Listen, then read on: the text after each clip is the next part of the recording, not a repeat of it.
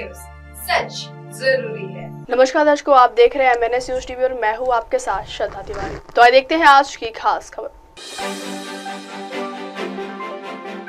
देवेंद्र फडणवीस के साथ आएंगे उद्धव ठाकरे, धनंजय मुंडे के सिर पर लटकी तलवार, निकाय चुनाव से पहले महायुति में दो फाड़। तो आइए देखते हैं खबरें विस्तार से। देवेंद्र फडणवीस के साथ आएंगे उद्धव ठाकरे। महाराष्ट्र विधानसभा चुनाव में कड़ी हार के बाद अब ऐसे संकेत मिल रहे हैं कि शिवसेना UBT के उद्धव ठाकरे जल्द ही BJP के साथ हाथ मिला सकते हैं।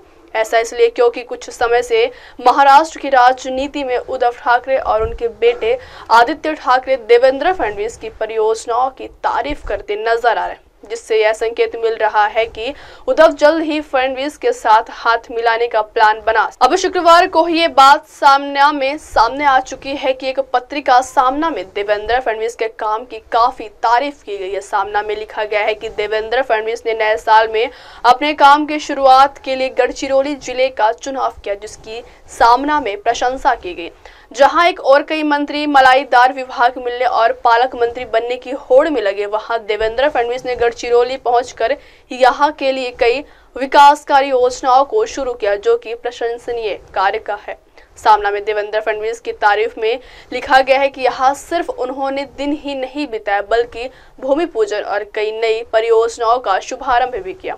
शिवसेना UBT के सामना द्वारा लिखा गया है कि ये लेख इस ओर इशारा करता है कि उद्धव ठाकरे गुट भी कहीं न कहीं देवेंद्र फडणवीस के कार्यों की प्रशंसा करते और उनके साथ मिलकर महाराष्ट्र के विकास पर काम करने की इच्छा रखते। अगली खबर, धनंजय मुंडे के सिर पर लटकी तलवार। दिसंबर महीने में महाराष्ट्र के बीड जिले के केस तालुका के मासजोग गांव के सरपंच संतोष देशमुख का अपहरण कर हत्या कर दी गई थी। इस घटना ने पूरे महाराष्ट्र में हंगामा खड़ा कर दिया। घटना के 23 दिन बाद भी इस मामले के कुछ आरोपी अभी भी फरार है, जिन्हें पुलिस अभी तक पकड़ नहीं पाई। इस मामले की जांच के लिए अब SIT टीम का गठन किया गया। इस घटना के चलते पूरे राज्य में माहौल गरमाया हुआ है और पक्ष विपक्ष द्वारा एक दूसरे पर आरोप प्रत्यारोप जारी है। दूसरी ओर संतोष देशमुख हत्याकांड में आरोपी वाल्मीकि कराड़ को गिरफ्तार किया गया और पुलिस हिरासत में भेज दिया गया। इस बीच वाल्मीकि कराड़ के धनंजय मुंडे के भी साथ नजदीकियों की बात मामले में सामने आई।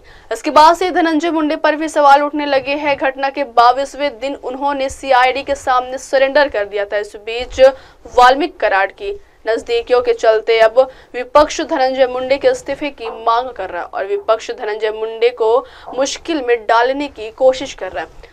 अब इस पर मंत्री राधाकृष्ण विखे पाटिल ने भी बड़ा बयान दिया। अगली खबर, निकाय चुनाव से पहले महायुति में दो फाड़। महाराष्ट्र में विधानसभा चुनाव के बाद अब नए साल के लिए पार्टियां निकाय चुनाव की तैयारियों में व्यस्त है। ऐसे में महायुति गठबंधन की शिवसेना और NCP की ओर से चुनाव अकेले लड़ने की होड़ दिखाई देने लगी है। महाराष्ट्र में विधानसभा चुनाव और सरकार गठन के बाद धूल जमने के साथ ही महायुति गठबंधन ने अपना ध्यान आगामी स्थानीय निकाय चुनावों पर केंद्रित कर दिया। गठबंधन के प्रमुख सहयोगी शिवसेना ने कहा है कि स्थानीय निकाय चुनावों के लिए सीट बंटवारे का फॉर्मूला लोकसभा और विधानसभा चुनावों जैसा ही होना चाहिए। उन्होंने इस बात पर जोर दिया कि सीटों का आवंटन उम्मीदवारों की योग्यता के आधार पर होना चाहिए, जिसमें मौजूदा सीटें संबंधित पार्टी के पास ही रहेंगी। शिवसेना ने चुनावों की तैयारी शुरू कर दी और पुणे नगर निगम चुनावों में कई सीटों की समीक्षा कर रही, जिनके बारे में उनका मानना है कि वे जीत सकते हैं। पुणे शहर के अध्यक्ष दीपक मानकर ने कहा कि PMC चुनाव में अभी तक कुछ समय बाकी है, लेकिन पार्टी हमेशा चुनाव लड़ने के लिए तैयार है। अजित पवार ने संकेत दिया है कि NCP आगामी नगर निगम चुनाव में अकेले चुनाव लड़ सकती है, लेकिन अंतिम फैसला शीर्ष नेतृत्व करेगा। NCP का लक्ष्य PMC की हार सीट पर चुनाव लड़ना है। अब वक्त हो चला दर्शकों ब्रेक का। ब्रेक से लौटने के बाद देखिएगा देश और दुनिया की तमाम बड़ी खबरें। बने रहिए MNS न्यूज टीवी पर। नमस्कार, मैं हूं Abhishek Bachchan. Keep watching MNS news. आप देख रहे हैं MNS न्यूज, सच